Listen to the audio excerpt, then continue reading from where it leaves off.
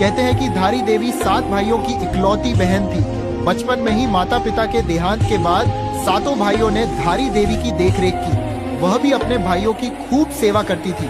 तभी भाइयों को पता चला कि उनकी बहन के ग्रह भाइयों के खराब हैं, तो वो बहन से नफरत करने लगे।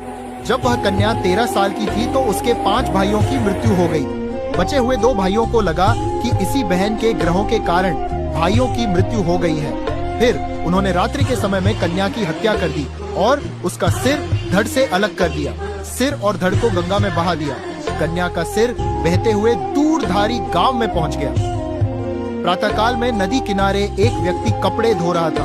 उसे लगा कि एक कन्या डूब रही है। बचाने का प्रयास किया, परंतु पानी बहुत था, इसीलिए पीछे हटा। तभी उस सिर में से आवाज आई कि डर मत, मुझे बचा। तू जहाँ जहाँ पैर रखेगा वहाँ पर सीढ़ियाँ बनती जाएंगी। उस व्यक्ति ने ऐसा ही किया और सीढ़ियाँ बनती गई। जैसे ही उसने कन्या समझकर सिर को उठाया तो कटा सिर देखकर घबरा गया।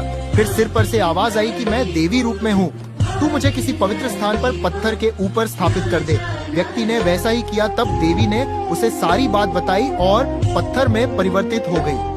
कन्या के शरीर का बाकी हिस्सा काली मठ में है, जहां मैथाना माँ के रूप में सुप्रसिद्ध है। धारी देवी मंदिर उत्तराखंड के पौड़ी गढ़वाल में स्थित है। माँ धारी को उत्तराखंड की रक्षक भी कहा जाता है। धारी देवी मंदिर में स्थित माता की मूर्ति सुबह कन्या, दोपहर युवती और शाम को बूढ़ी महिला के रूप में नजर आती है।